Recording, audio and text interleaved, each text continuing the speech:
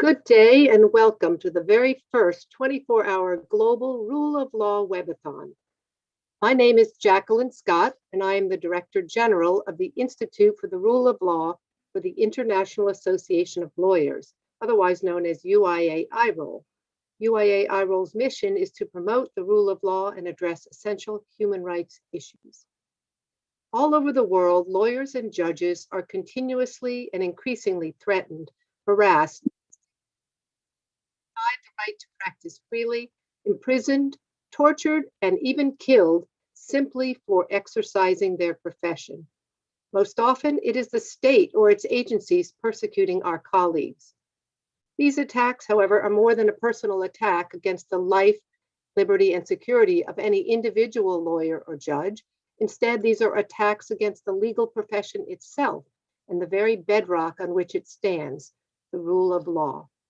It is because the rule of law is increasingly under attack that UIA-IROL has joined forces with two other leading international bar associations, the American Bar Association and the International Association of Young Lawyers, to create this unique and dramatic webathon to draw attention to the rule of law and its critical importance in the many aspects of our lives. Our Rule of Law Webathon is a series of 12 separate 2-hour webinars over 24 hours, focusing on various topics invoking the rule of law. I have listened to several of the webinars which have already taken place, and they are terrific. So I encourage all of you to go to our YouTube channel, which is the Rule of Law Webathon YouTube channel, and check out the schedule to find topics that interest you. You can watch the webinars in real time or after the fact, all on the YouTube channel. I'm delighted to be here to introduce this particular webinar, Persecution of Lawyers by State Actors, the Role of the International Bar, a topic which is of utmost importance in this age of ever-increasing attacks on the rule of law and the legal profession. I want to thank our host for this webinar, the National Union of People's Lawyers, or NUPL, an organization that, unfortunately, is all too familiar with such persecution. Thank you to all at NUPL for your unceasing commitment to our profession, even at the risk of grave personal danger, and for your help in putting together this webinar with an exceptional panel of speakers. Today's webinar will focus on the role of the international bar with respect to the situation of the legal profession in the Philippines, Azerbaijan, Myanmar, and Turkey, jurisdictions where persecution is regularly and systematically carried out by state actors against lawyers and judges simply for doing their jobs. In the Philippines, as you will hear, lawyers are often red tagged. That is, they're identified as an enemy of the state, as terrorists, and increasingly murdered. In Azerbaijan, it's the Bar Association that is systematically disbarring lawyers who represent clients in human rights cases or sensitive and anti-government cases. In Myanmar, following a military coup, lawyers and law students are under arrest for representing protesters. In Turkey, the government systematically imprisons lawyers and judges as a means to silence any criticism of the government. In all such situations, the International Bar can and must take action to support our colleagues and show solidarity. Today's panel will examine ways in which the International Bar's interventions can be most effective. So now, with that introduction, let's hear from our panelists, all of whom have firsthand knowledge of the issues at hand. To start us off, it is my pleasure to introduce the moderator for today's panel, Czarina Musni. Czarina is a human rights lawyer who defends marginalized and oppressed peoples. She most often represents national minorities, such as the Lumad people, as they exercise their rights as indigenous people. She also represents workers who demand fair wages and peasants seeking land reform. She herself has been red tagged on more than one occasion. Currently, Czarina is living outside of the Philippines in the interest of safety. Czarina, the floor is yours. Thank you, Jacqueline. It is my honor and pleasure to be the moderator of this session, as the topic, Persecution of Lawyers by State Actors, is a personal experience. The National Union of People's Lawyers in the Philippines, or NUPL, is proud to be a part of this epic event that puts the light back on the role of the rule of law in democratic societies. NUPL is one of the law groups who have relentlessly called on all branches of the Philippine government to take action and address the killings and harassments of lawyers and threats to judges, which have escalated under the Duterte administration. It likewise engaged various international mechanisms calling for an investigation into these attacks and to hold the Philippine government accountable for its failure to protect its lawyers as mandated by the UN Basic Principles of the Role of Lawyers. NUPL then turns to the Office of the Special Rapporteur on the independence of judges and lawyers, whose mandate is to investigate the attacks against the bar and the bench and to make concrete recommendations to enhance and protect its independence. Our keynote speaker for today is Mr. Diego García Sayán, the UN Special Rapporteur on the independence of lawyers and judges. Mr. Diego García Sayán was appointed Special Rapporteur in December 2016. Previously, he served as a judge of the Inter-American Court of Human Rights for 2 consecutive terms. During his tenure, he was elected Vice President of the Court in 2008 and 2009, and President of the Court for 2 consecutive terms in 2019 to 2013. Mr. García Sayán will share his expert insights on the essential role that international bar associations play to enable the free and independent exercise of the legal profession in light of the intensifying state persecution against lawyers and judges across the globe. Ladies and gentlemen, the United Nations Special Rapporteur on the independence of judges and lawyers himself, Mr. Diego García Sayán. Thank you, Czarina, and to the NUPL, and through you, Czarina, and the NUPL, my solidarity with all Filipino lawyers under attack in the recent years in the Philippines. And my congratulations to these 3 fantastic International Association of Lawyers, the International Association of Lawyers, the American Bar Association, and the International Association of Young Lawyers for organizing this event. And especially, I am very honored, and I thank you for that, for this invitation to share with you some words of introduction to this really important event that I'm sure will help to improve the situation of lawyers around the world and in the Philippines, with honors today hosting us for this event. I want to remember first 2 crucial and very important considerations that perhaps most of the public and of course the participants are really aware. First, that independence of the judiciary and consistent respect for the legal profession are fundamental pillars of a democratic society, fundamental pillars. Such independence is not provided for the benefit or protection of judges or lawyers as such, nor is it intended to shield them from being held accountable in the performance of their professional duties and to the general law. Instead, its purpose is the protection of the people, affording them an independent and effective legal profession as the bulwark of a free and democratic society. Second, in different countries, however, the countries we are going to hear in a while, lawyers today are continuously and increasingly threatened, harassed, stigmatized, denied the rights to practice freely, imprisoned, and even killed, simply for exercising their profession. We will hear in this session about what is happening today in countries like Azerbaijan, the Philippines, Turkey, and Myanmar, which in some countries, lawyers are target of public policies, target of state and governmental policies. There are several challenges, but I will mention only 4 quite important and special challenges to be faced by lawyers individually and their bar associations today. First, governmental control of the judiciary and weakening of separation of powers. All these threats are not irrelevant to the legal profession.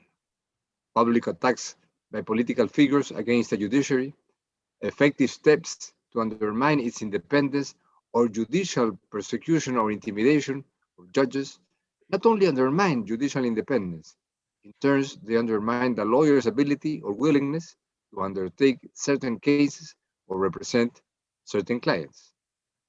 Second, a truly independent legal profession is absolutely crucial so to assist society in its effort to protect and enforce its citizens' legitimate rights vis-a-vis political institutions or intrusion of de facto powers. Fundamental democratic standards would not have much meaning in absence of a legal profession entrusted with the duty of advising citizens and institutions. In some regions of the world, transitions to democracy fortunately have contributed to a significant improvement in the conditions for the free exercise of the legal profession and the rights of lawyers and of their bar associations. In several countries, or in some countries of Central and Eastern Europe, for instance, conditions have evolved positively. The same in some Latin American countries that tend to leave behind obscure epochs of military dictatorships and absolute impunity. In parallel, however, in other countries, democratic rights are under steep regression and the legal profession is under attack. Whenever rule of law is demolished, usually one of the first areas affected is the function of independent lawyers.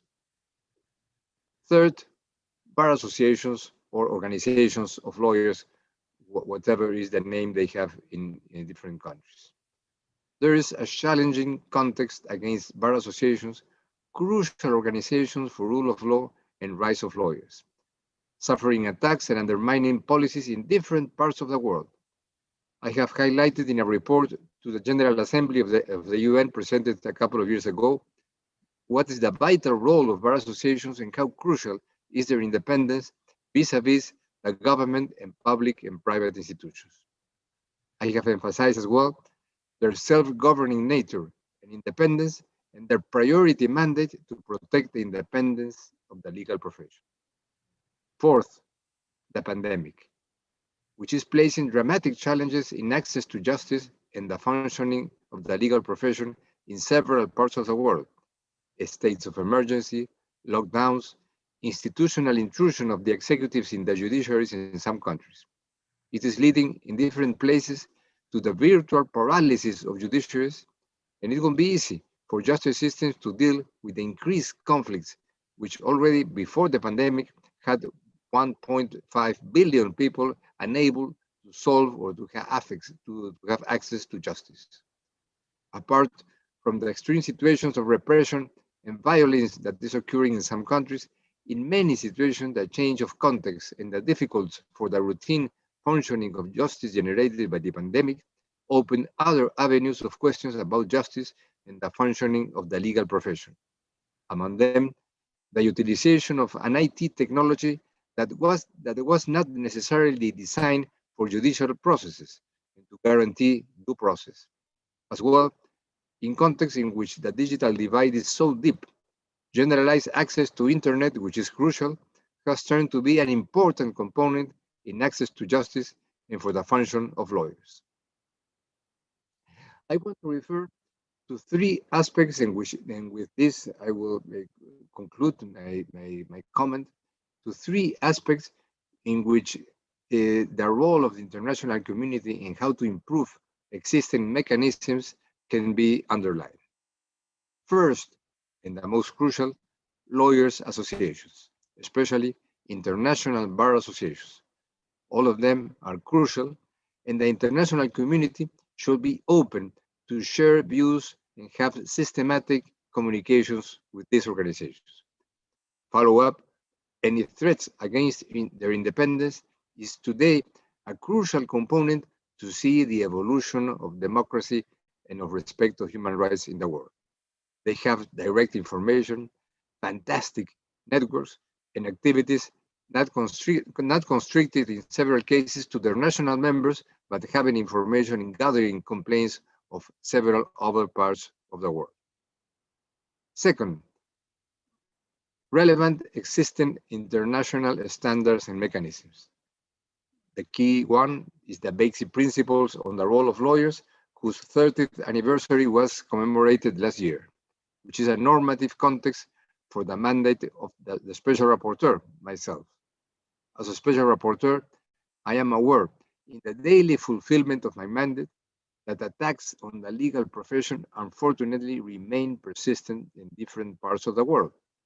I receive complaints every day from countries from Africa, Asia, Latin America, Europe, which refer to this kind of facts. I would like to emphasize that in this, the extraordinary contribution of the International Association of Lawyers. Without them, the Special Rapporteur wouldn't perform his or her job. Interaction with them in fluent and permanent communication is absolutely crucial, so to closely monitor a variety of situations and documenting the cases that occur. With the lengthy and bureaucratic processes that occur inside the bureaucracy of the international organizations like the UN, without this participation, information, and views from bar associations and international associations of lawyers, the activities of a function like the special rapporteurship would be impossible to perform. So this is the key idea that I want to transmit to you today, that the interaction between law societies, law associations, especially international bar associations with international intergovernmental mandates like the rapporteurship is absolutely a crucial procedure without which the performing of the function, for instance, of the special rapporteur regarding the rights of the legal profession will be impossible to perform. In many cases, in countries that I have been also monitoring or visiting at the global scope, that corresponds with very crucial information that I have been receiving from international lawyers associations. And third, besides law associations and the function of existing mechanisms like the special rapporteurship, there is a third open avenue. Besides the very relevant UN Basic Principles on the Role of Lawyers of 1990, very clearly and strong worded, whose standards should be reaffirmed, several organizations are studying the convenience of a binding international instrument to protect the lawyers' roles.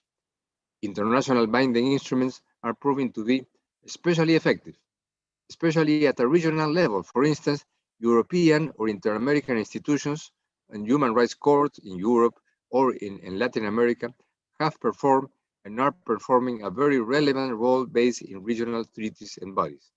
Many of the cases that have been decided and many of the rulings that have been adopted by these regional courts have had to do with the role of lawyers and the principles that had to be obligatory fulfilled after these rulings. This process of the idea of building an international instrument should be discussed. I, as a special rapporteur, support it. It has not yet a strong speed, the strong force that it would need to be successfully achieved, but in any way, it's a matter that we must consider. Dear friends, I want to thank again for this fantastic opportunity, for this honor to have the possibility to share with you these views, to congratulate again the organizations that have organized this event and that have hosted it, and of course reaffirm my hope that with the basic principles that we have, with the clear standards that we all know that exist to guarantee the rights of lawyers, the independence of bar associations, and with this interaction that should be stronger between international lawyers associations and international mechanisms like the UN Basic Principles on the Role of Lawyers, in which I want to reaffirm that involvement now. I am sure that we have more reasons with all the difficulties, all the threats, or the attacks lawyers are receiving in different parts of the world to be optimistic in what could be the future for this really important matter for human rights in the world. Thank you very much for the organizing. Thank you very much, Jacqueline, and congratulations again for this fantastic webathon that you are organizing for these 24 hours. Thank you. Thank you, Mr. Sayán. Together, we shall continue to ensure the independence and safety of our lawyers and judges worldwide. Now we listen to the first-hand accounts of lawyers from different parts of the world in their encounters against state persecution and observe the similarities of these contexts. In Azerbaijan, lawyers face increasing persecution, harassment, abusive criminal prosecution, and selective and/or arbitrary disciplinary sanctions. Our colleague here today is the co-founder of the Independent Lawyers Network with the aim to protect and promote the independence of lawyers in Azerbaijan. Emin Abbasov has been working for more than 10 years in the legal services sector, specifically in strategic litigation, legal research, and capacity building fields. Currently, he is working to take strategic litigations to ECTHR in regard to systematic problems such as legal profession, freedom of association, property rights, torture or ill treatment, right to liberty, non-discrimination, and fair trial issues. In 2018, he was denied to be a member of the bar due to his critical views of the human rights situation in Azerbaijan and institutional weakness and lack of independence of the Azerbaijani Bar Association. Ladies and gentlemen, please let us welcome Mr. Emin Abbasov.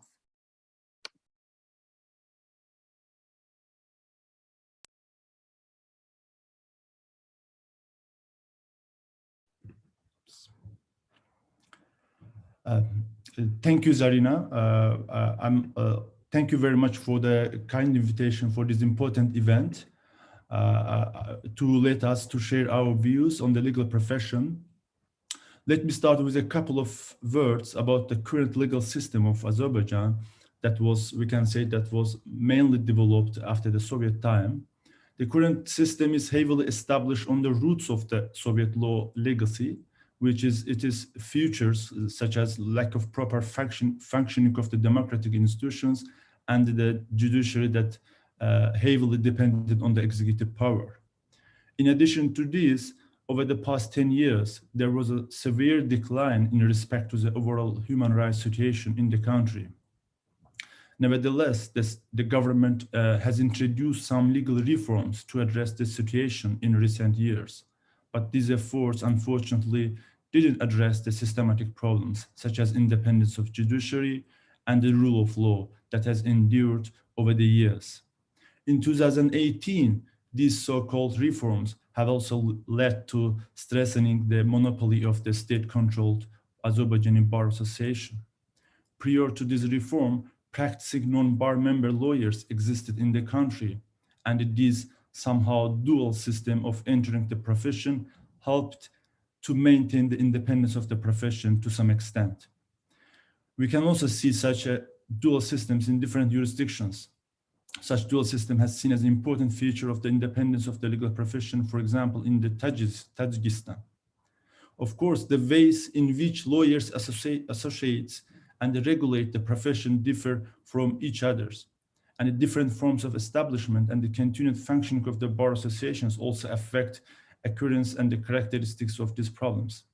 And existing legal standards do not provide, of course, the definition of what constitutes a bar association.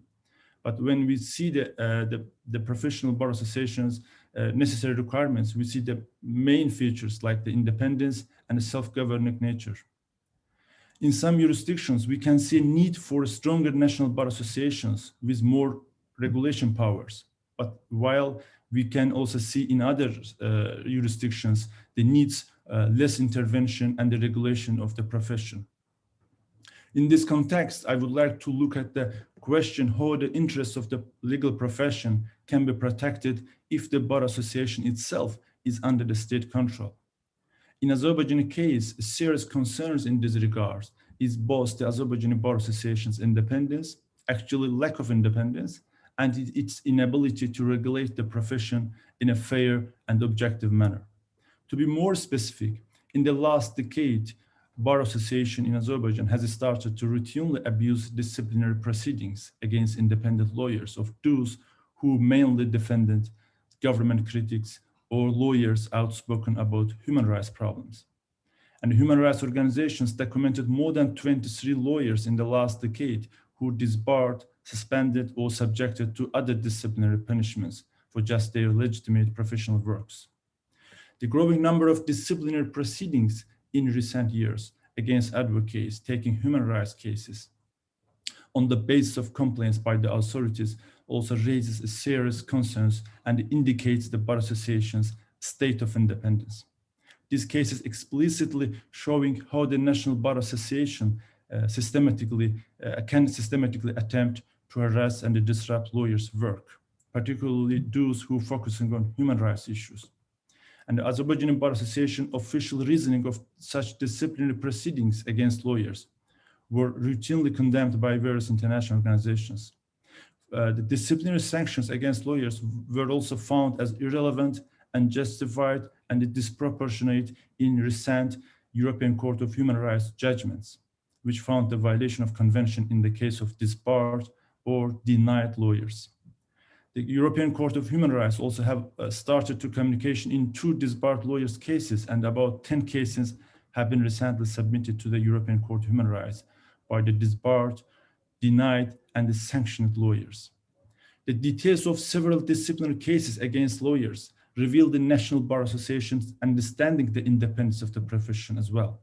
For instance, in the case of well-known advocate, Mr. Yalchin Imanov, when the lawyer reported the media about his client's complaints about torture in prison, he was disbarred due to disseminating information that damaging the state's reputation. And abusive application of disciplinary proceedings has been assessed in recent 2 European Court of Human Rights judgments concerning the disbarment of lawyers, Mr. Khalid Baghurov and Mr. Lechin Namazov. Besides the disproportionate sanctions in these cases, Bar Association also used irrelevant and vague terms, such as accusing the lawyers with the misuse of the right of freedom of expression with the view to casting a shadow to the state and the statehood, to substitute its sanctions against lawyers. But lawyers, when talking publicly on behalf of their clients, have always been and continue to be at the center of public debates. And what is important here is that these debates do not limit the interests of their clients, but in many cases, they are related to this entire society, and the lawyers are the only best placed essential actors of the justice system that can draw public attention to the problems which exist in the general justice system. In the meantime, such shrinking space for legal professionals is not an isolated problem. It's closely related to the other obligations of states under the international human rights law. Although the lack of independent courts, including the other political conditions, certainly played a role in the violation of the rights of the lawyers, it's also necessary to look at the activities and the role of the bar associations in these processes, because this can direct us to a number of important features of the formation and operation of national bar associations, which is very crucial, very essential for the holding the independence of the national bar associations. As truly said in several international documents, bar associations have a crucial role to play in democratic society and enable the free and the independent exercise of the legal profession. International standards establish not only the freedom of associations of lawyers, but also the importance of having independent and autonomous bar associations or lawyer organizations. Besides the problems of lack of independent judiciary in the country, the negative consequences of non-independence of the national bar also fuels by undemocratic governance of the Azerbaijani Bar Association, as well as restrictive regulations such as code of conduct for lawyers that fails to comply with international standards. In Azerbaijan example, the current regulatory frameworks of the legal profession, in particular the formation and the functioning of the Bar Association, we see the reduced role of lawyers in decision-making processes about the profession. Azerbaijan Bar Association holds also strict control over the legal bureaus and the individual lawyers through restrictive regulations adopted by itself. The new rules that regulate forming the legal bureaus require that the lawyers apply to the bar to obtain a positive opinion in many accessions concerning the establishing or closing lawyer bureaus.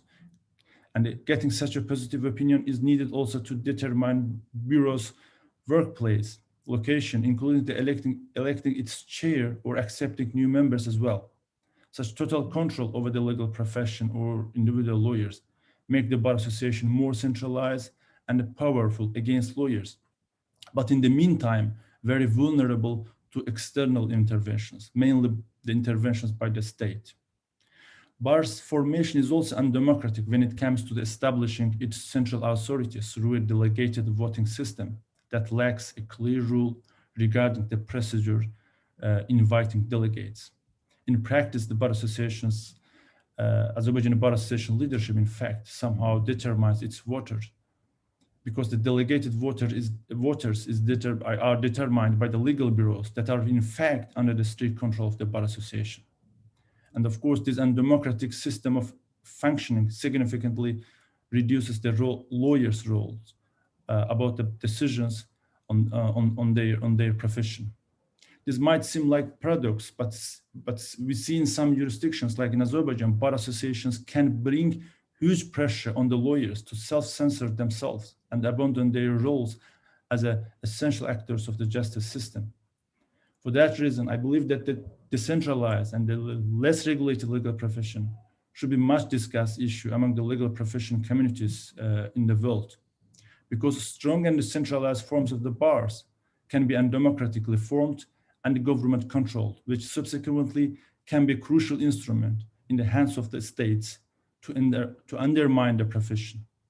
This is very important, especially in the illiberal and undemocratic jurisdictions.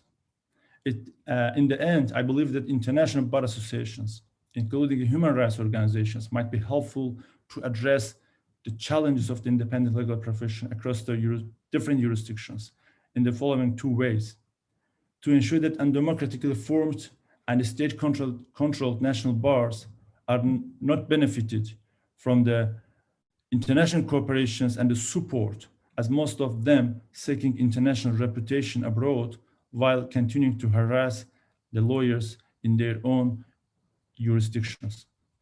Secondly, efforts and activities in this regard, the protection in regard to the protection of the lawyers who are subject to attacks should be increased with different the effective mechanisms, early mechanisms to intervene when the lawyers are subject to criminal persecutions or other attacks. Thank you very much for your attention.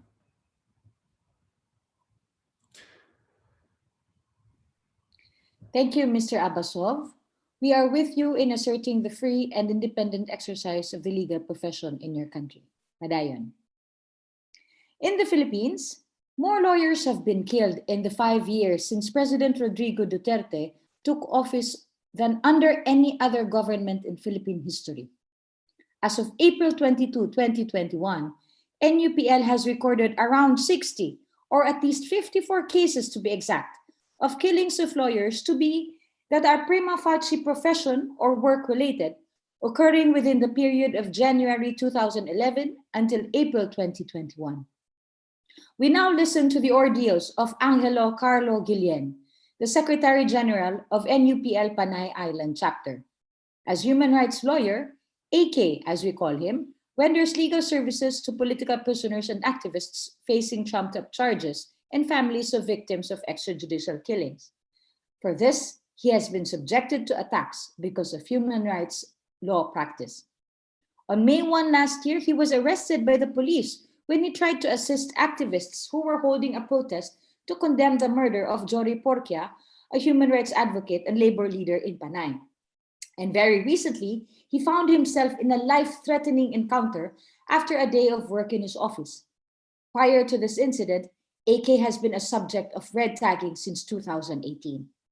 Posters containing his image and those of other NUPL lawyers and paralegals were circulated in public, depicting them as supporters and collaborators of terrorists and armed rebels.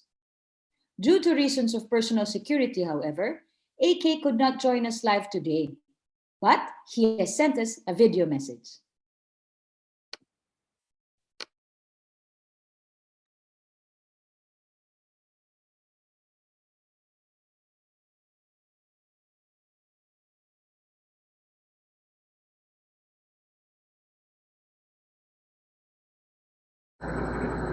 Good day, everyone.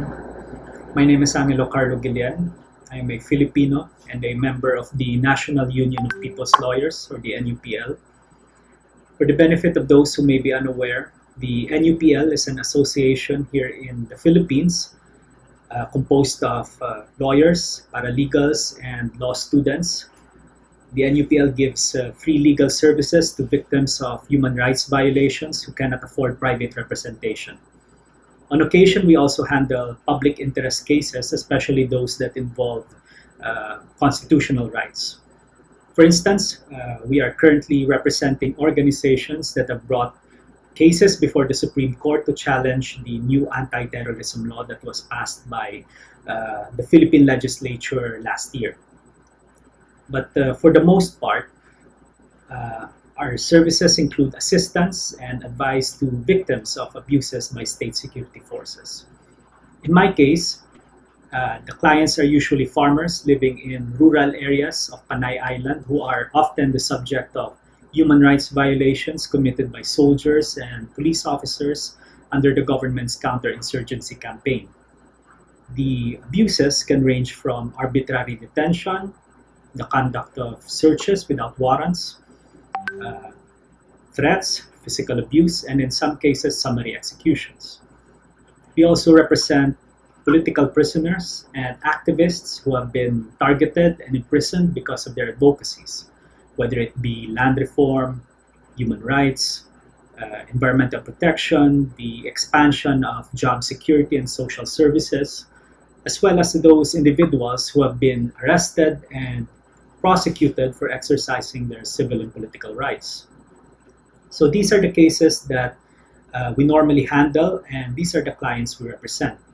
And for that, we have found ourselves the frequent targets of government attacks and surveillance and black propaganda. The Philippine Armed Forces, the National Intelligence Service, the Department of Defense, and the new counterinsurgency body that was created by President Rodrigo Duterte consider the NUPL as a terrorist front, along with many other human rights and civil society organizations rendering humanitarian services to the poor and the marginalized sectors of society. This has prevented us from effectively performing our jobs as lawyers. The worst example of this would be instances when we are denied access to our clients. Even though Philippine law clearly says that a person under detention has a right to see a lawyer immediately after the arrest, there have been numerous occasions when it would take days before NUPL lawyers can see the detainees. By my own observation, the ones who have unfettered access to detainees are security and intelligence officials, not the lawyers or their own families. There are also instances when we would be prevented from entering places or localities where human rights violations have been reported. Now, this makes it extremely difficult for us to document the incident, to see the evidence firsthand, and to give legal advice to the victims. All of this contributes to the lack of transparency on the part of government agencies in cases involving police and military operations. This concern about the lack of transparency is also shared by almost all other human rights groups in the country. This is particularly true when people end up being killed during these operations. In the Philippines, the enforcement of arrest warrants or even search warrants in many instances leads to the killing of civilians and activists.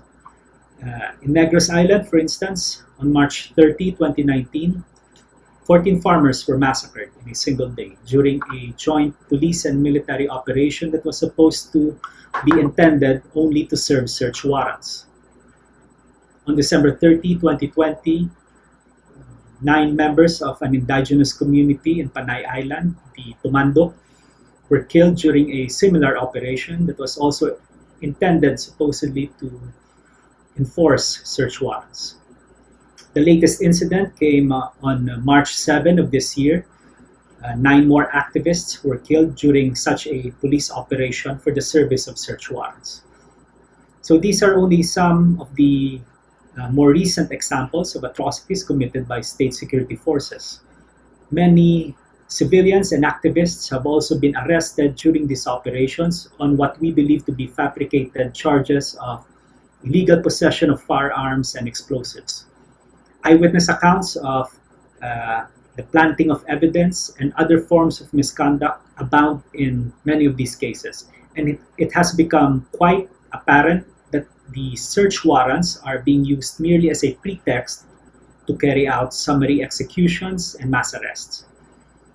The refusal of government agencies to provide access to official records and to disclose information related to these operations hinders the process of accountability. Even when civilians are killed during these operations, security officials like to peddle what they call the presumption of regularity, which basically means that it is the burden of the victim or his family to prove that the police or military personnel that carried out the operation, resulting into the deaths of civilians, had acted beyond their authority or committed any form of misconduct.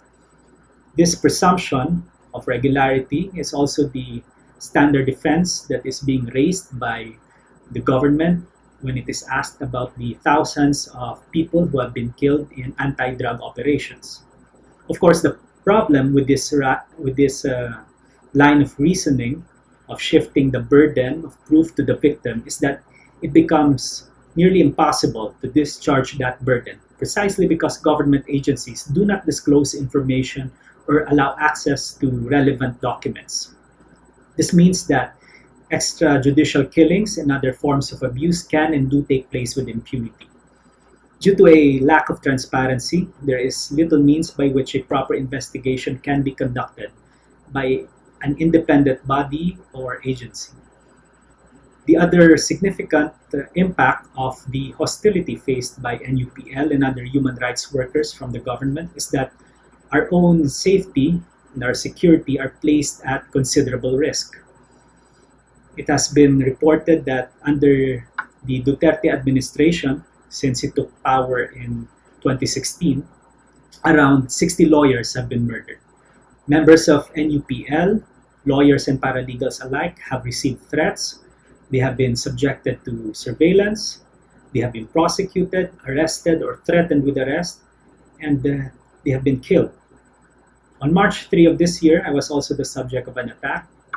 As I was returning home from work, I was intercepted, chased down, and assaulted by two men in masks.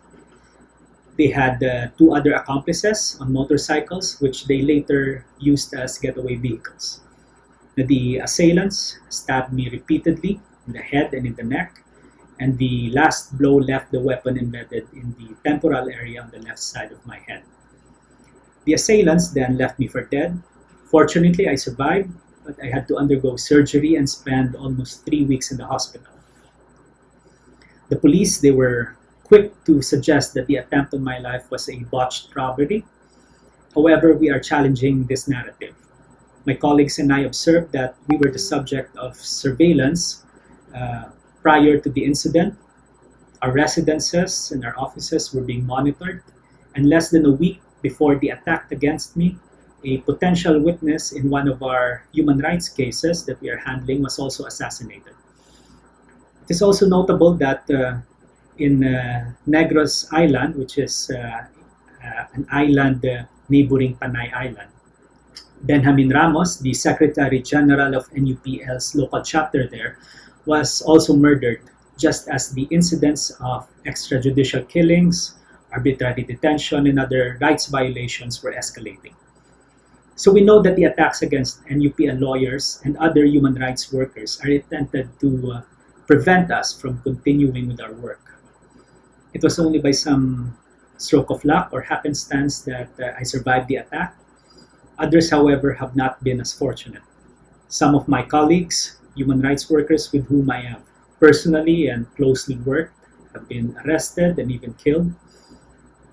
Along with this, with the gradual but significant reduction in the democratic space enjoyed by civil society in this country, These threats to our security and our lives are the challenges faced by human rights workers here.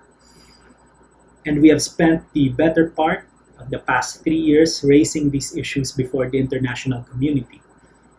We see the magnitude and the frequency of these human rights violations and the impunity with which they are being committed as crimes under international law. Other countries and international bodies and bar associations can help by condemning these attacks against civilians. We ask them to point out that the methods employed by police and military forces in its counterinsurgency operations fall short of acceptable standards under international law, that these methods violate international human rights and humanitarian law, especially in cases involving armed conflicts. It is also important that the international community speaks out and censures the Philippine government for its crackdown against human rights workers and activists, because that is what is happening right now. There is a crackdown against dissent in this country. People are being arrested, prosecuted, and even killed for asserting and exercising their civil and political rights. There is also a growing call for the international community, including the United Nations bodies and special procedures, to begin or expand existing investigations into human rights violations under the Duterte administration. We ask the different associations of lawyers worldwide to support this call. The investigations should cover not just the killings perpetrated by the police under the government's drug war, but also all the human rights violations committed by state security forces, the executions, the mass arrests, the fabrication of evidence that accompany counterinsurgency operations. This is an important step towards attaining accountability for the atrocities that have already been committed. It may also counteract the atmosphere of impunity that exists in the Philippines today. The perpetrators are emboldened by the idea that domestic mechanisms are unable to address human rights violations. So these abuses will continue to happen so long as state forces believe that they cannot be held accountable for these atrocities. So they have to be made aware that they can be held accountable both under domestic and international law. And with that, I and my fellow human rights lawyers here certainly hope that bar associations in different countries and in the international stage can join this campaign to put an end to the violence and the rights violations that are rampantly taking place here in our country. Thank you very much for having me, and Godspeed to all human rights lawyers worldwide. Thank you.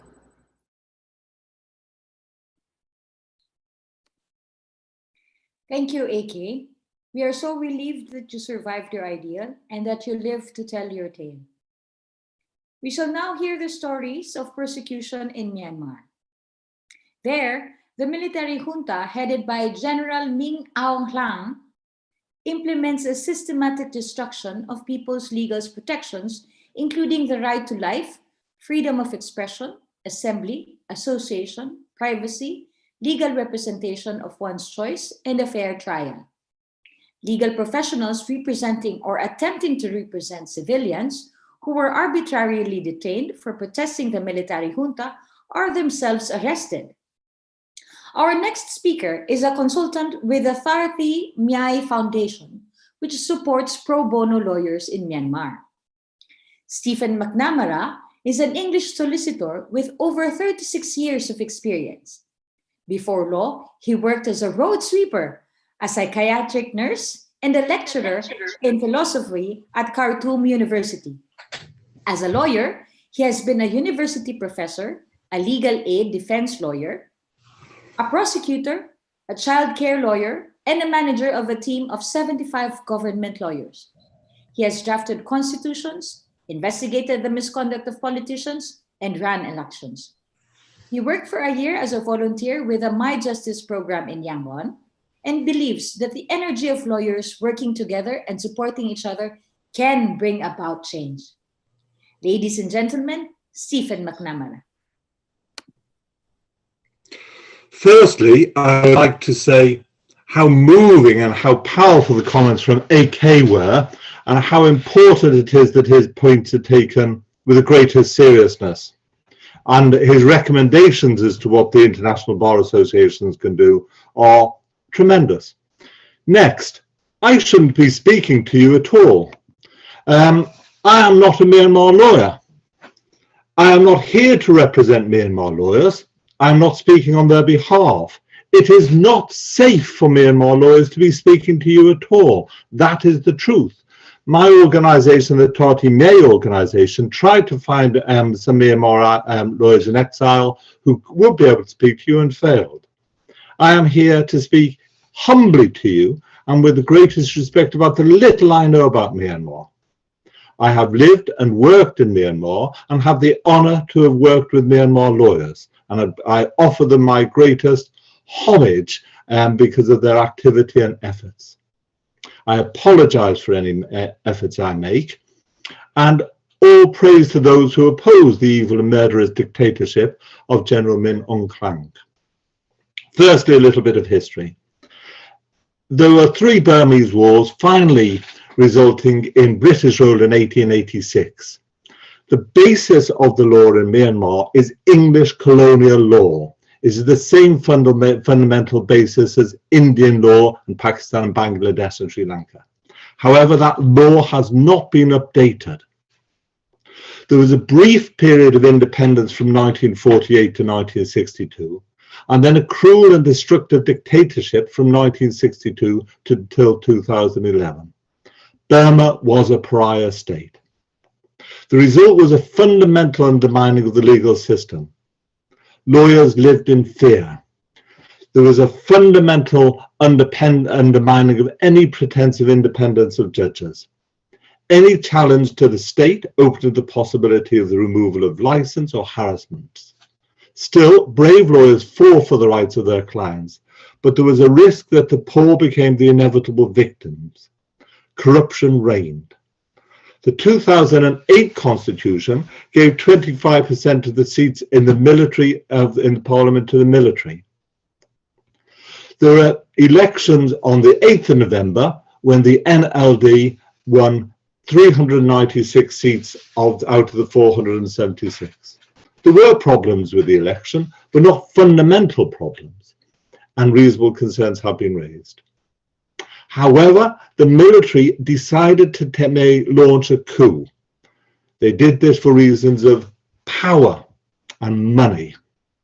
So far, 800 people have been murdered, 4,561 people arrested, with 3,508 people still in detention. There are 10 lawyers at least who have been murdered. The conclusion here is that a young democracy has been crushed by the military, who are seeking power, looking for money and murdering. They are opposed by millions of people in brave demonstrations who know how evil and repressive the military are. The military, as soon as they came into power, went about presenting a sham of legality, and they made changes to the law to justify their procedures. They suspended sections of fundamental laws, which means that witnesses were not required when a property was searched. They amended the Penal Code 1860, which means that to hinder the police opens you up to imprisonment. To hinder any government employee opens up to imprisonment. And to make, publish, or to circulate any statement, rumor, or report opens you up to imprisonment. And a Japanese journalist has recently been arrested because of publishing a report which the military disagree with. These sections fundamentally stifle any criticism of the government or any expression of views which the government has announced to be untrue. This criminalizes thousands upon thousands of demonstrators. I repeat that. This means that it's almost impossible in Myanmar to hold any type of demonstration or say anything which is critical of the government without being at risk of imprisonment.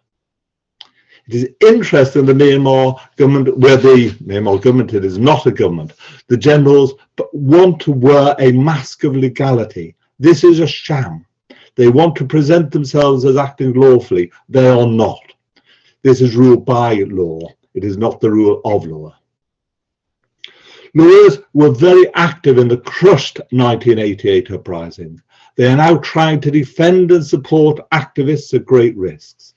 As I said, 10 have been arrested.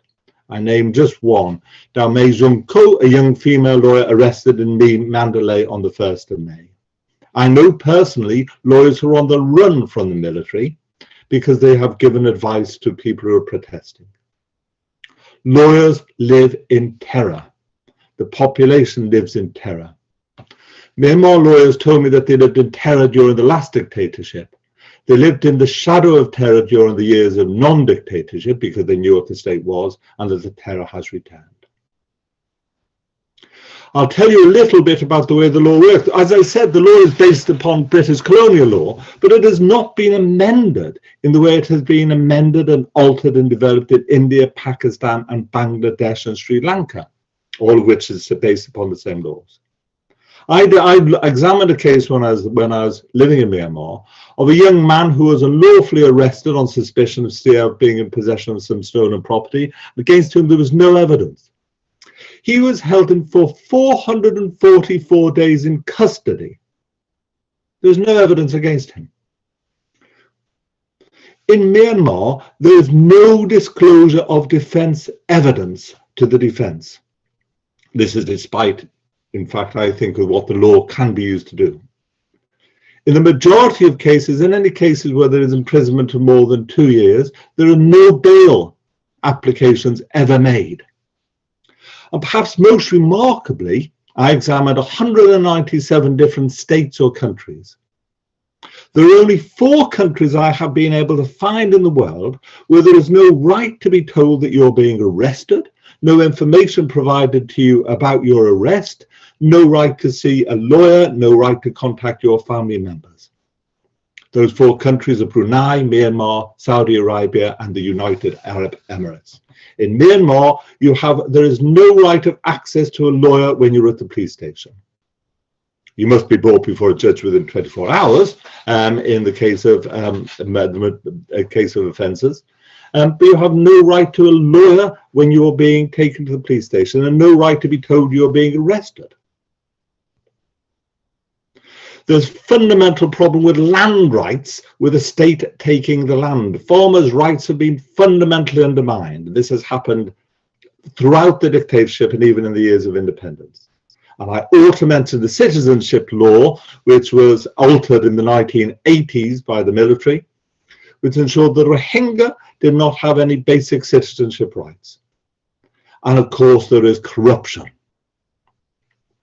The judges, I spoke to judges who told me that during the years of the dictatorship, they had to do what they were told by the military. There was no independence upon the judges. There was no independence at all. This was, under the previous dictatorship, a corrupt system. There were many brave lawyers trying to change things, but it was corrupt and fundamentally undermining of the rights of citizens. So that's the dreadful situation that we're in now. What is the role of the international bar? The generals want to be accepted. The coup leaders want to pretend they're acting lawfully. They want to be taken seriously. They want the respect of the world. There has been condemnation of the mistreatment of lawyers by many legal bodies across the world. There should also, of course, be condemnation of the murder of non-lawyers, or the way that non-lawyers are treated. Lawyers will try to protect people. They are essential to the rule of law, but it is the citizens, the vast majority of citizens who aren't lawyers, who are at the brunt of this terrible regime. The international bar associations must condemn without equivocation the coup and the changes to the law and the murders of innocents and the attacks upon the legal profession. The effect, I've told you that 10 people are arrested, 10 lawyers have been arrested. But there is more to the attack upon the legal profession than merely counting the number of dead. There is complete fear now amongst lawyers at the work they're doing. And I again praise with great humility the bravery of the lawyers in Myanmar who are working under these circumstances, who are still fighting for justice in intolerable circumstances. I join completely with the comments made by AK and the views that he was taking about the importance of the international bar associations. There must be a real listening to. I am speaking, but not on behalf of Burmese lawyers. Burmese lawyers must be listened to. It is their law, it is their legal system, and we must give the greatest respect to those voices. It is essential, in my view, that jurisdictions with similar histories work together. And so I'm looking for work and support in particular from India, Bangladesh, Pakistan.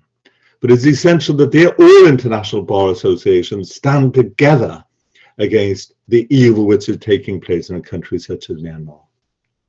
And the international bar must use whatever power it has to encourage governments, the private sector, and other agencies to take effective action.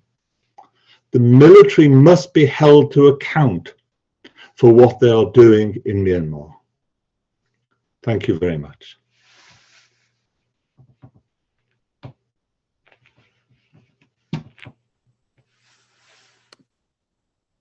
Thank you, Stephen.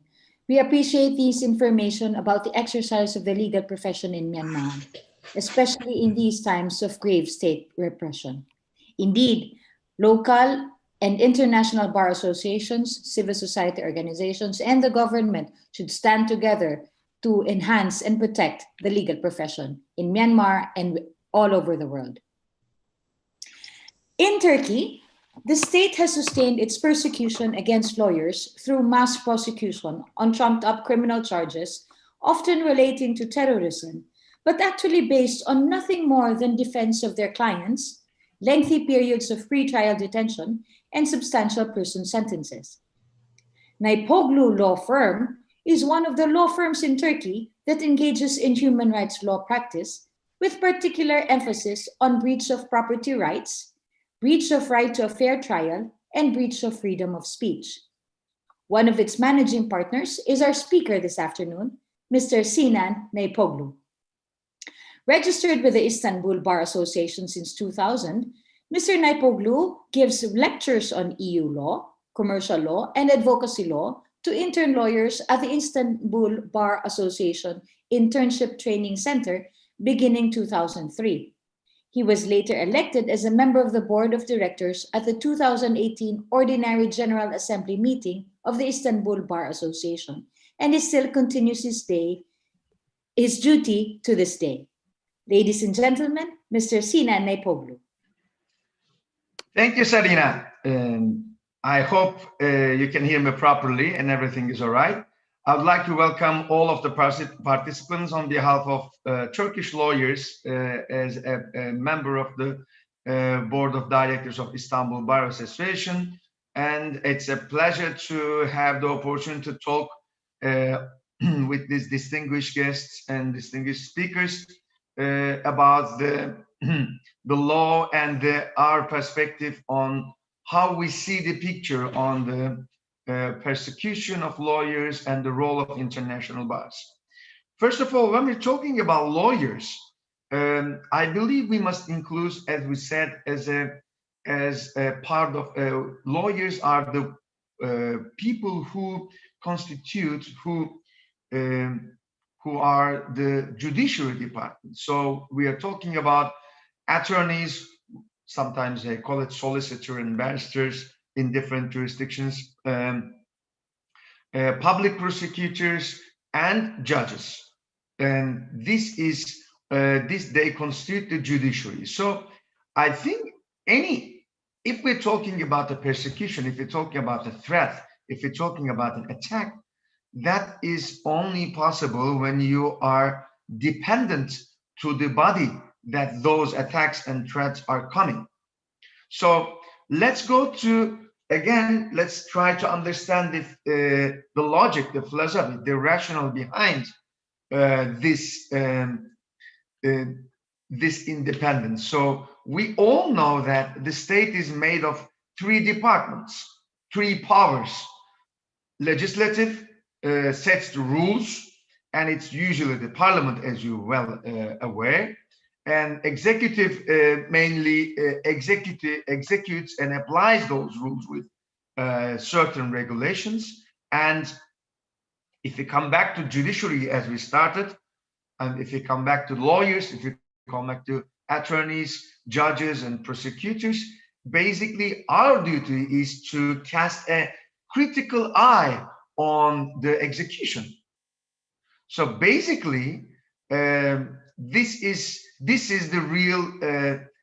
creates the real tension between the executives, between the governments and the lawyers. That is the first thing that we must understand, because rule of law, the adventure of rule of law started maybe in 13th century, in 1215 with Magna Carta for the legality of the rules, of the laws by the representative of the citizens. However, in time, together with Montesquieu, who is known as the father of the separation of powers in 18th century, starting from that, rule of law is already very important. That it's important to understand as the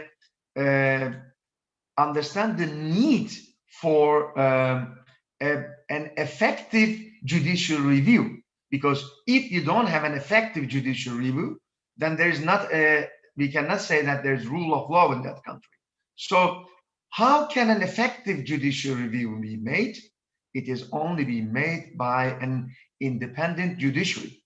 So this independence is mainly from executive departments, which is known as governments, as you know. And when they see the lawyers as threat or as a hurdle to their actions, since they question the legality of their transactions, of their actions, that is the common mistake made by the executive powers. Another mistake also, as my colleagues mentioned in the previous thoughts, is identifying lawyers with their actions of their clients. I'm talking about the attorneys in this case, that with their activities, actions of their clients. That is also a common mistake made by governments, by the press, maybe by the citizens. So this is the hurdle between these two. So when I'm saying that, as many examples been given from states when the rule of law is not really functioning, when the citizens of the state is not asking, requesting, demanding from the governments to create this independence of judiciary, that these problems will continue. Why? Because it is not realistic to expect from the executive power, from the governments, to voluntarily discharge or make the judiciary more independent, or make them less dependent to itself. So the request, the demand in the state should come from the citizens, because currently in most of the situation, the executive department, the governments have already made the judiciary dependent to itself. So when you have already have a system where your critical eye is the critical eye is dependent on you, then so nobody, no natural person can voluntarily discharge or make that judiciary department, that critical eye, less dependent to itself. So this is something that I wanted to tell, because this is something we must focus on mid and long term. So I'm well aware of the fact that I'm not talking about a quick solution and a short-term solution, but this is the this must be the target that relatively young states in the adventure of rule of law. So this is important to enlighten the citizens that this independence of the judiciary is not good for the lawyers, judges, and prosecutors, but it is good for themselves, for their duties, for their protection from the unlawful actions of the states. That is what I want to focus on. My solution in what I suggest for the rule of law of the international bars is to setting up some international standards for independence of judiciary, because and I think in for example in Turkey, I can say that the bars are relatively in a better position compared to, I'm talking about the attorneys are relatively in a better position compared to judges and public prosecutors, because if the government cannot see judges and public prosecutors as a separate body, as a separate organ, separate department, separate power, then of course they don't see the attorneys, the lawyers, the solicitors, barristers, however you call it, as an independent unit. So that is very important. I think the support of international bars is very much important in this case, because at the moment in most of the states where rule of law is not functioning properly, we can see that the Ministry of Justice has a lot of effect and a lot of power on the lawyers to make them dependent to itself.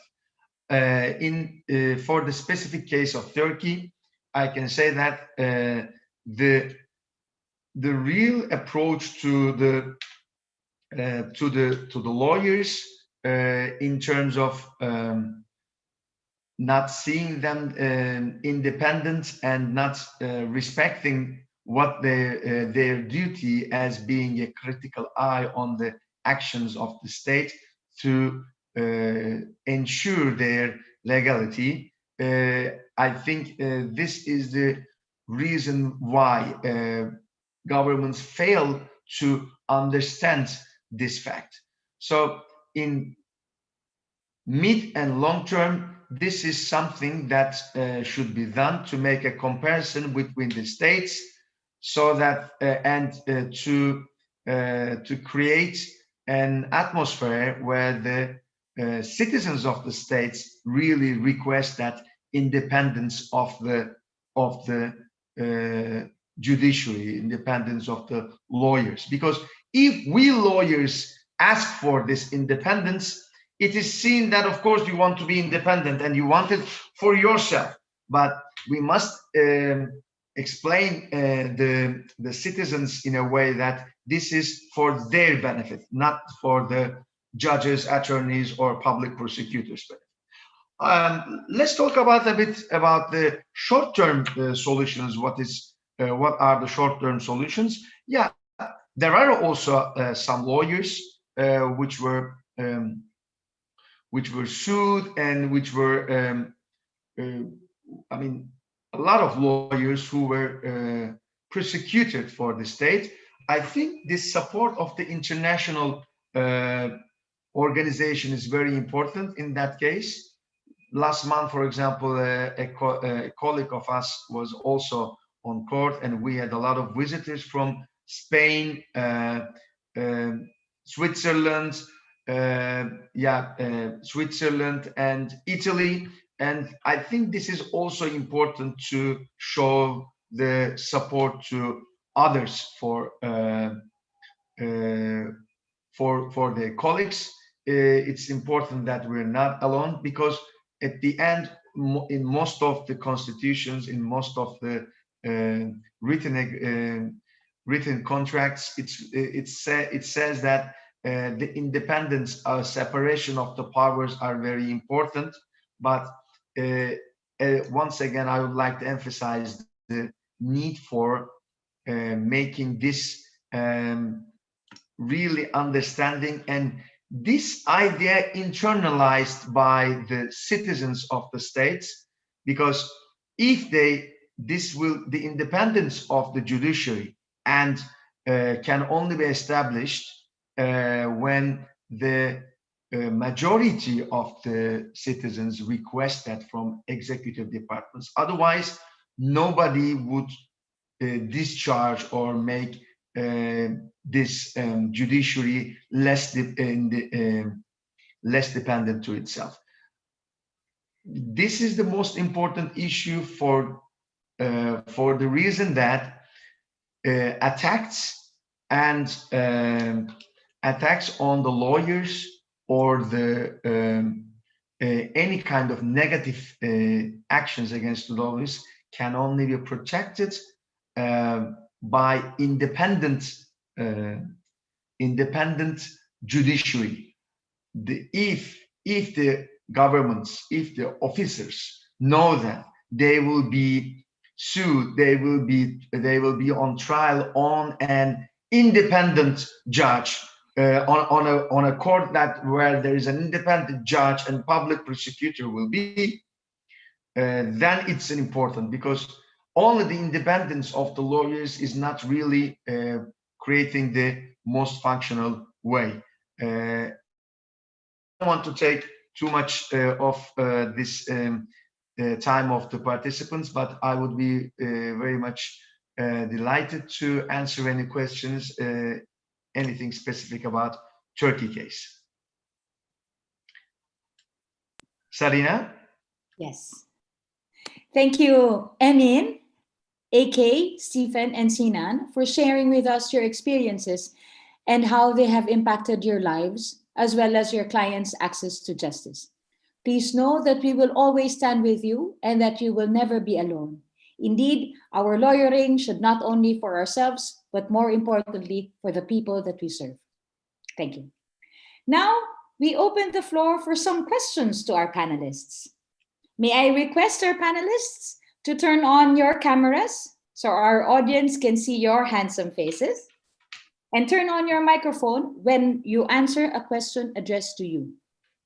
For now, we have one question from the chat, and this is addressed to all panelists. Perhaps the panelists can answer in the order of their presentation.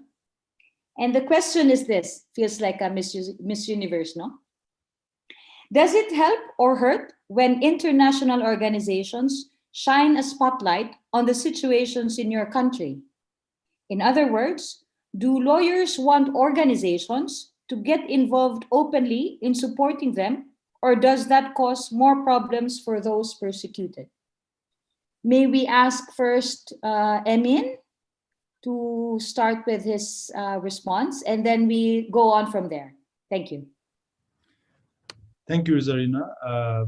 This is actually a very interesting question. Very, I would say, very discussed the issue among the mainly Azerbaijan lawyers, I would say, because to me, I believe that the international organization support attention is very crucial when there is a systematic crackdown, systematic approach to harass the lawyers, independent lawyers, routinely to disrupt their works. I think that the international organization's support attention is very, very crucial. But I would say also we need to recognize the peculiarity of the different jurisdictions in some countries. Like Azerbaijan, I know that in certain cases, the lawyers, the bar members actually, when they face some risk of disciplinary proceedings, and in case of the international reactions, so unfortunately in most cases it doesn't lead, or it doesn't how to say influence the decisions of the disciplinary authorities in respective country. In contrary, it also somehow increase the negative attention of these authorities to the certain lawyers. But in generally, this is the only way of, I would say, the only way of effective way of to shine the spotlight of the specific issue. Because in other case, in contrary case, when there is no any international reactions, international support, so it gives much more power or much more motivation to the local authorities or undemocratic bar associations to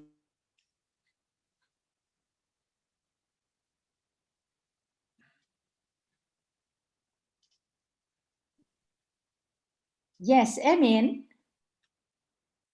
I think Emin has some technical problems. actions to give their support to give their support to the lawyers who are subject to disciplinary proceedings. Nevertheless, it doesn't introduce any positive results in the short-term perspectives. But in general, it is very crucial for somehow keep these the persecution. In some cases, at least in Azerbaijan case, I believe it's very helpful to keep this crackdown in certain cycle. Otherwise, I believe it would the scope of the crackdown, scope of these repressions would be much more worse. Thank you. Thank you, Emin, for your insight. Shall we call on Stephen for his insight on this question? Please, thank you. I support completely the comments made by Emin. I think that they were exactly right. Evil likes to hide. Injustice must be, people who commit acts of injustice must be held to account.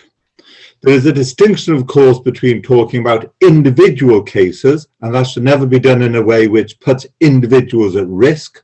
But the principles we are talking about, which we have all discussed, are general principles which can apply to individuals, general principles.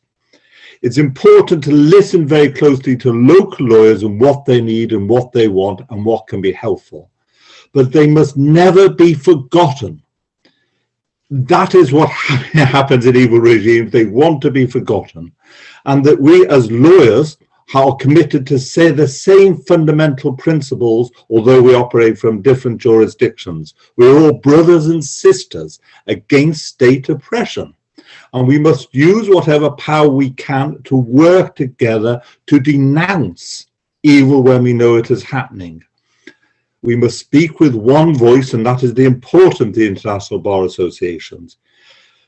However, we are not naive. Merely because evil regimes are denounced by international bar associations will not stop them.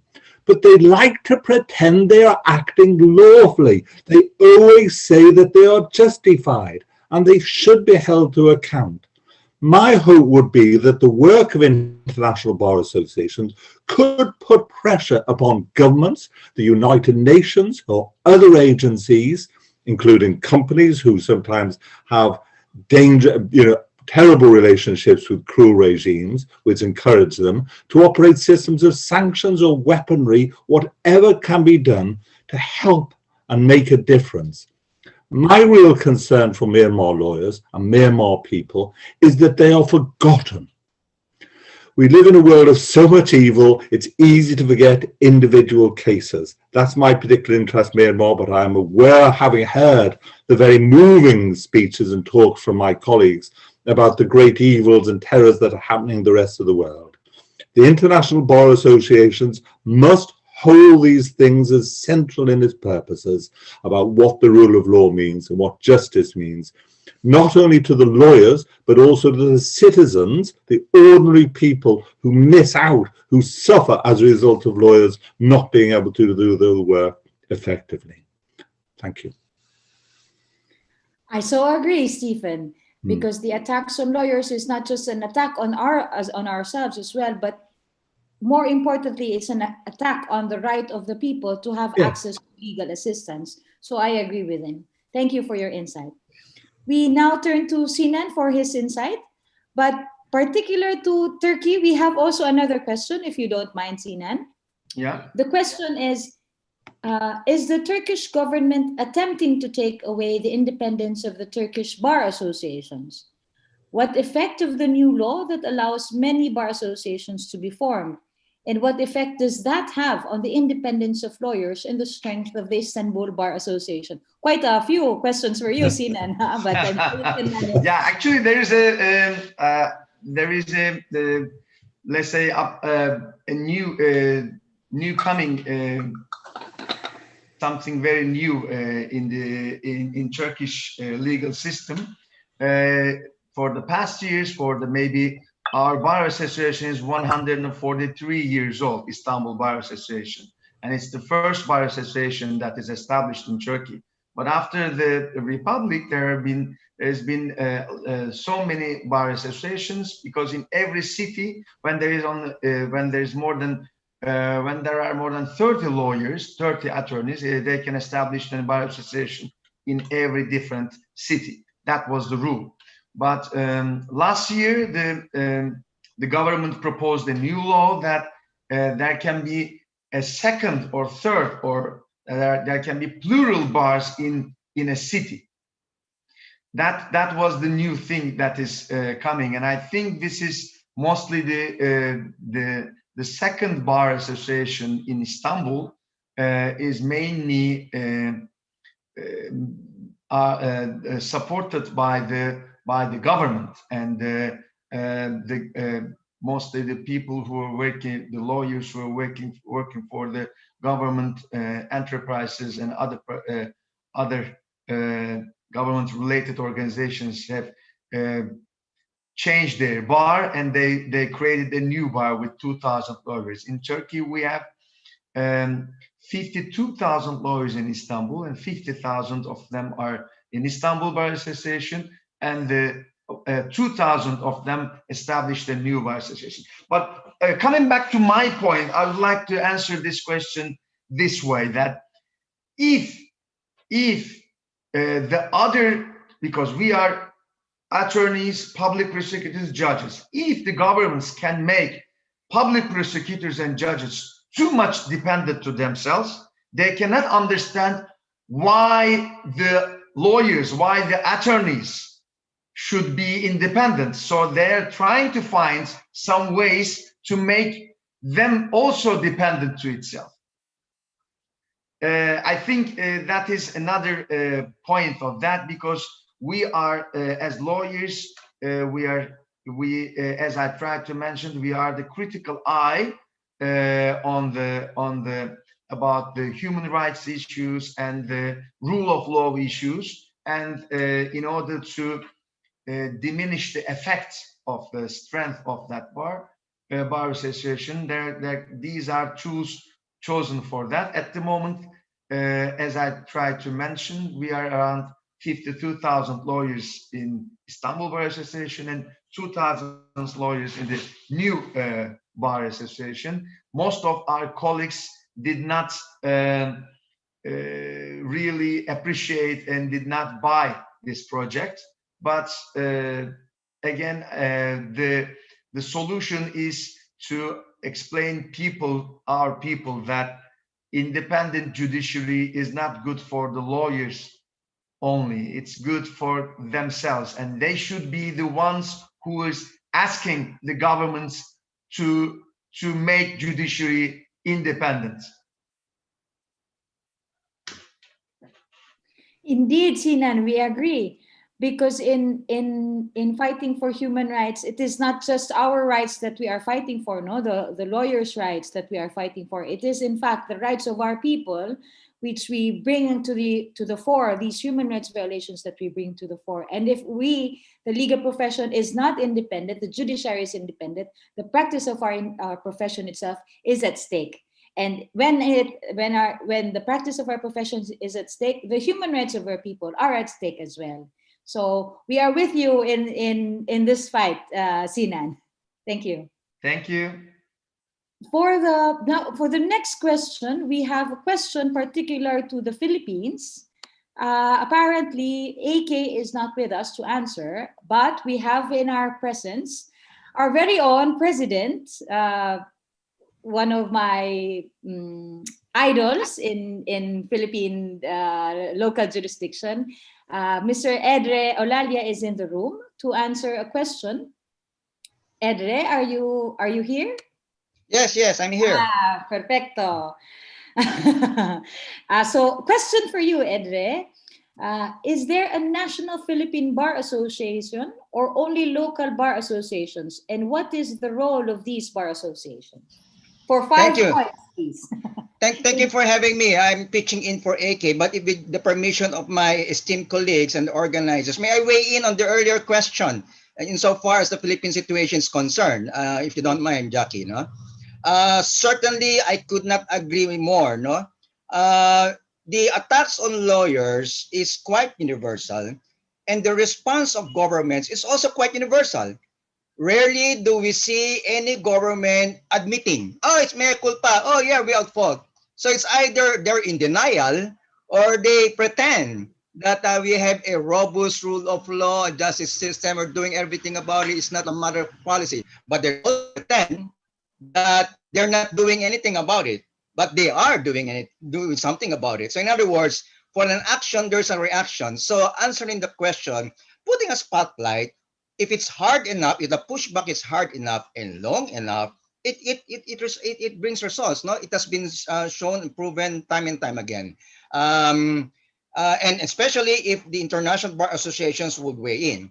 Now, on the particular question, in the Philippines, there is a mandatory national organization of lawyers. All lawyers are required to be members, and there are also voluntary local or even national lawyers organizations, no, of different types. So there are also bar associations of trial lawyers and so on and so forth.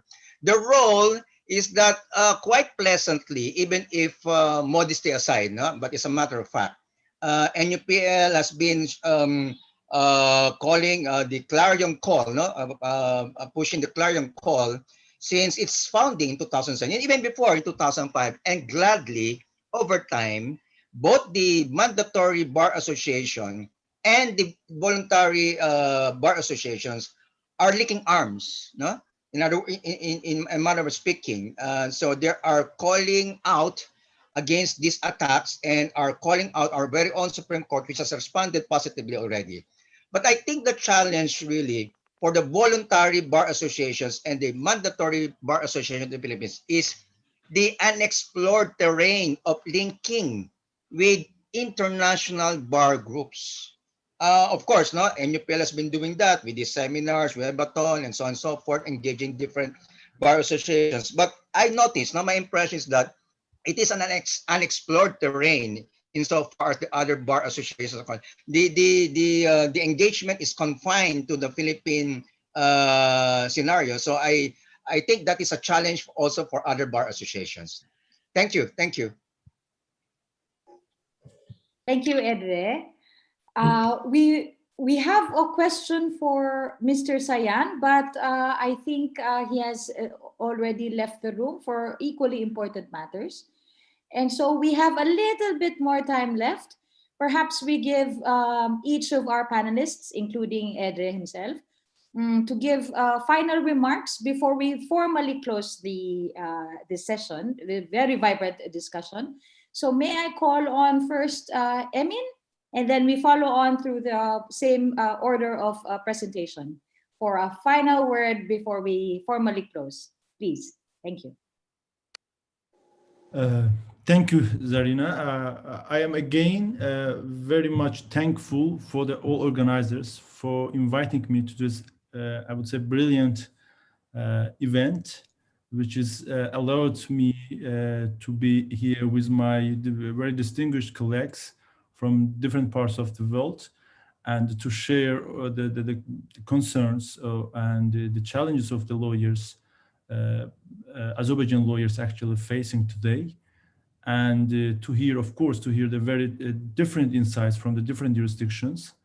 And I also very much thankful for all organizers to continue for their continued work to keep the attention, keep the work to support the lawyers in different parts of the world who are subject to repressions and the other attacks by the, mainly by the governments or other actors.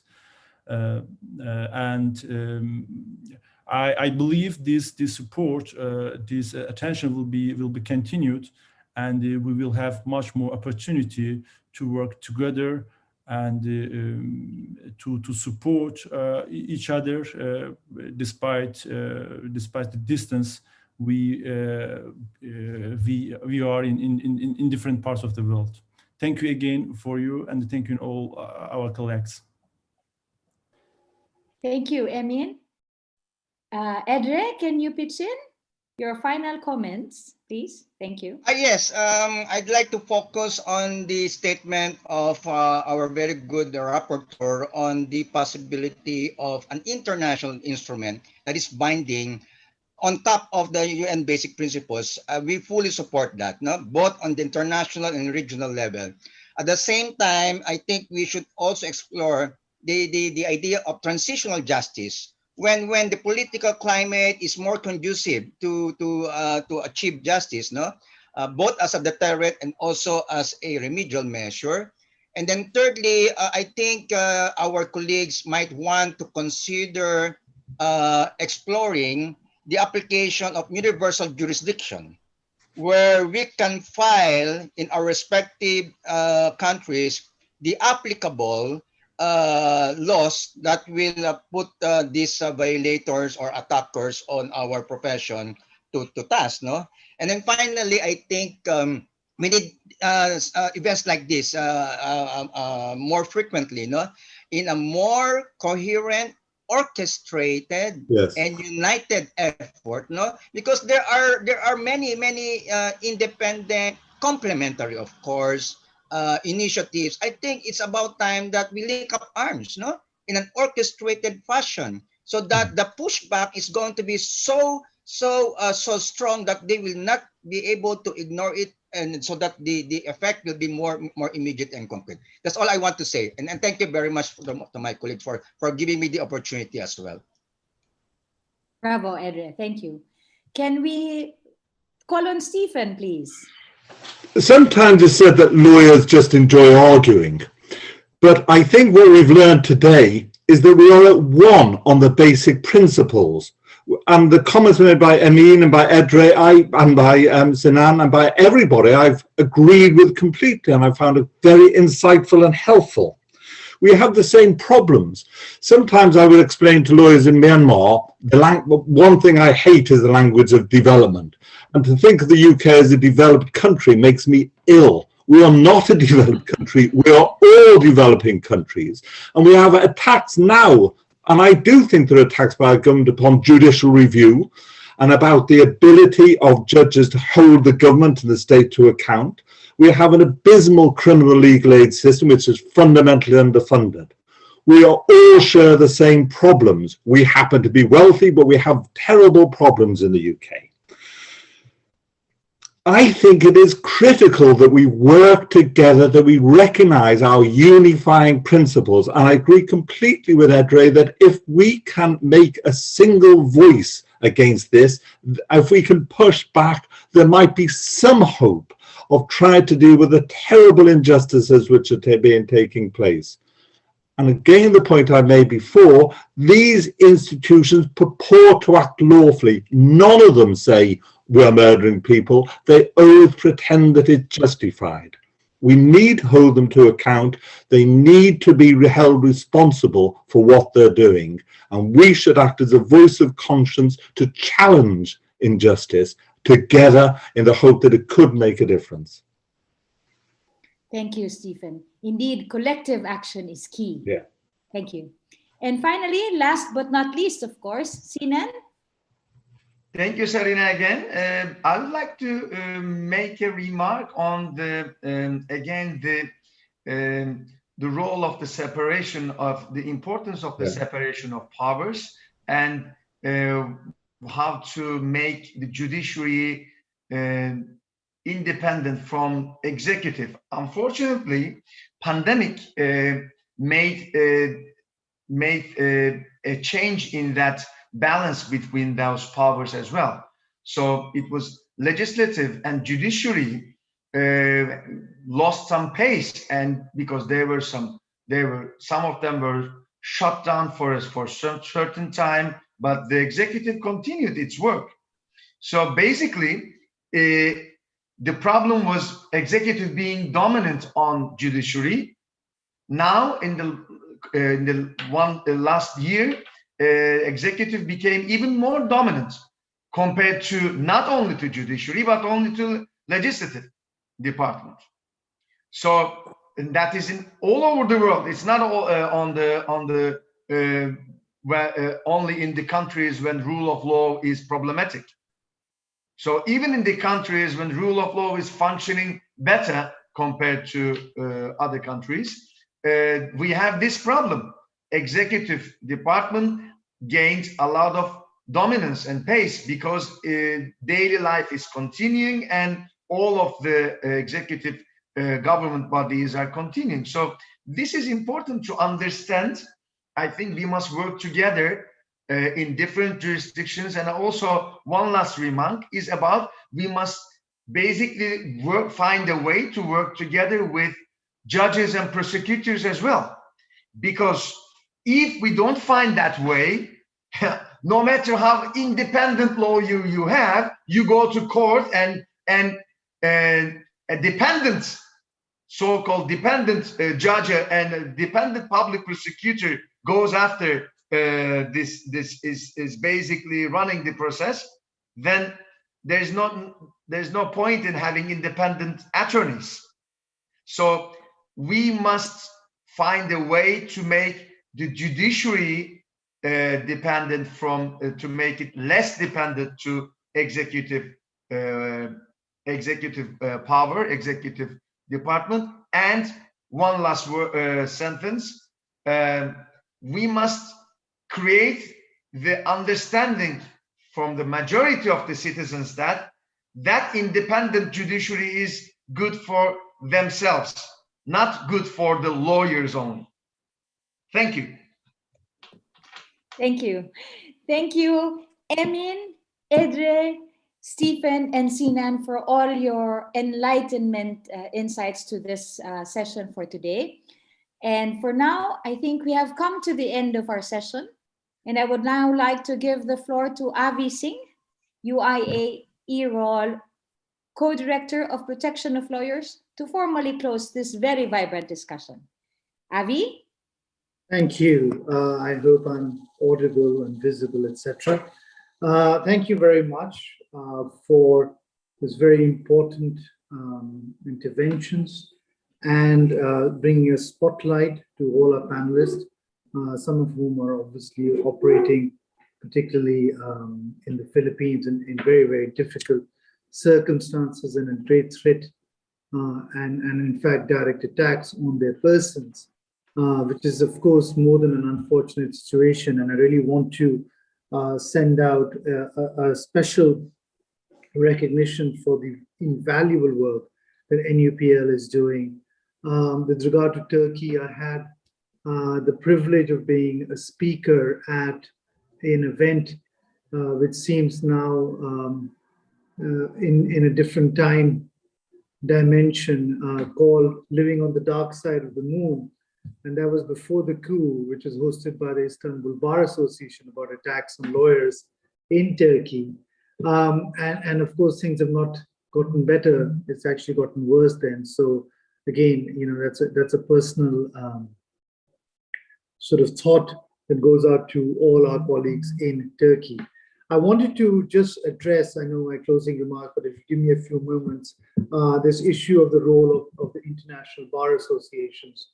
And certainly, you know, the first defense for every lawyer that we have is our colleagues, and particularly our colleagues that are closest to us, which is, of course, collectively, our national bar associations, our professional bar association, organizations like the NUPL, our statutory bar associations. And they are really the bulk of what protects lawyers in what they do essentially against attacks and persecutions, which go to the very root of what is the rule of law. I think very often there is a separation of human rights, of the independence of lawyers and the judiciary, as has been pointed out, and human rights. They are, in fact, and the rule of law, the last one. These are inseparable. There can be no rule of law without human rights, and there can be no human rights and rule of law without independence of lawyers and the judiciary. And this is an essential fact that we must reiterate again and again, because what has happened is very often the independence of lawyers is very much not in the toolkit, in the language used when governments engage, when international organizations engage with other countries, and they talk about the rule of law, when they talk about human rights. And we need to bring back centrality of that, because as I said, in my opinion, and I think our speakers will agree with it, there can be no rule of law, there can be no human rights without the independence of lawyers and the non-persecution of lawyers.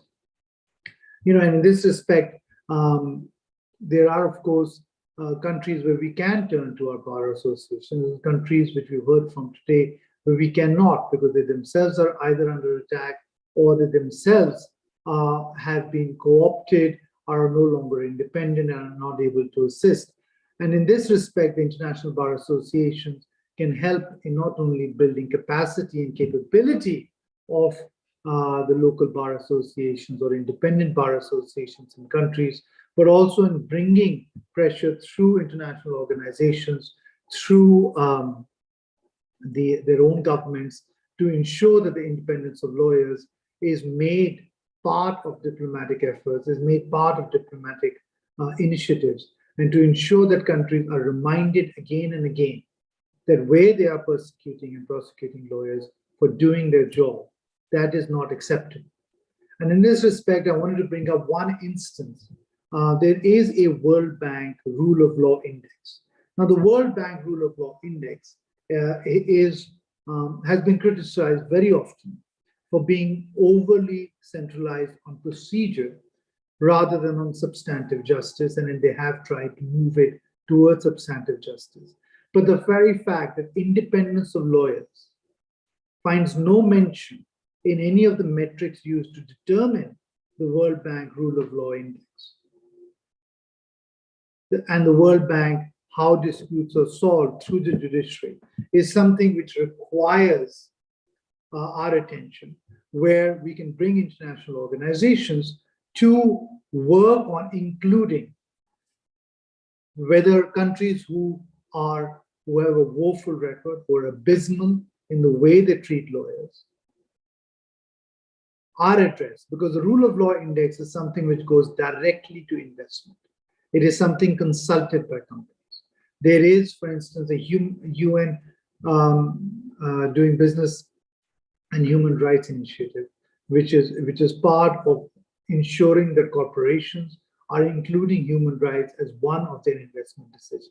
The independence of lawyers, the non-attack on lawyers, and the ability of people to access lawyers, which is again, as was mentioned by the UN Special Rapporteur, which is essential for the rule of law, is brought as part of the human rights agenda of companies when they're looking to invest. These are things that international bar associations can focus on, because without that, we cannot have us speaking in silos as bar associations to other bar associations. We need to put the independence of lawyers back on the agenda. And this is something where, Stephen mentioned very importantly that, what is happening is not limited to countries, which have been represented here today, and I include my jurisdiction in that, but also, of course, afflicts access to justice in the so-called developed countries. And in that respect, I think we have done great disservice in not pushing back and I know this is not a universally shared opinion, at this idea of lawyering purely as a service.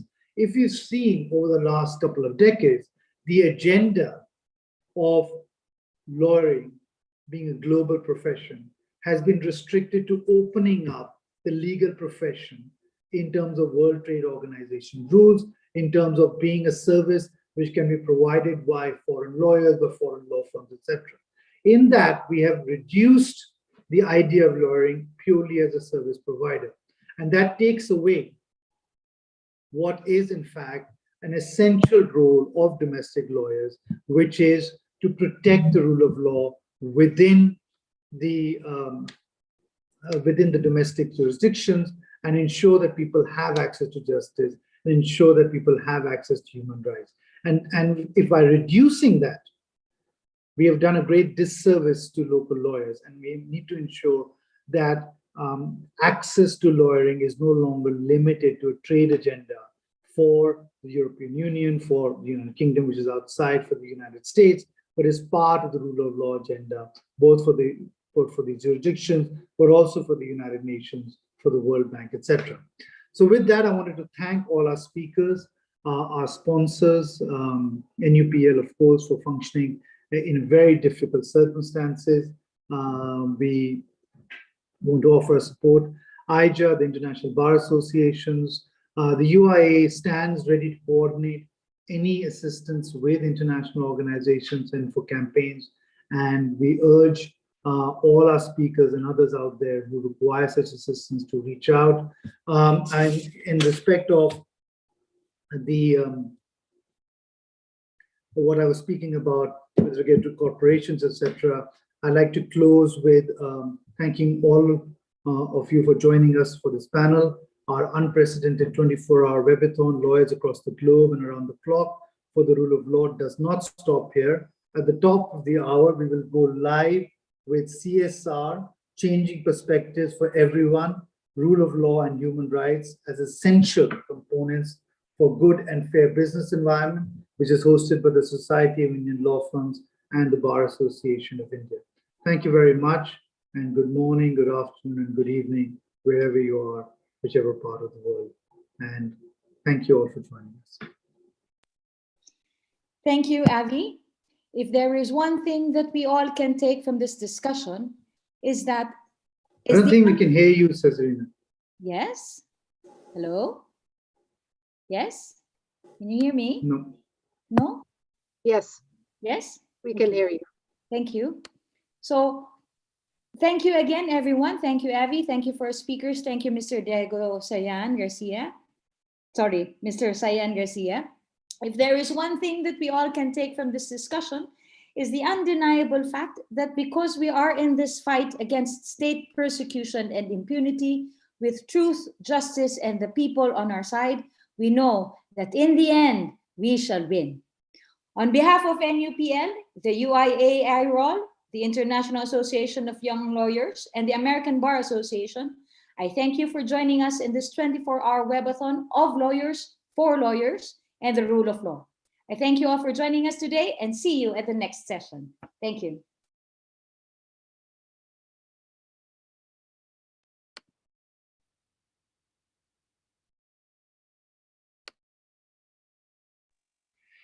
Yes, I think we're back.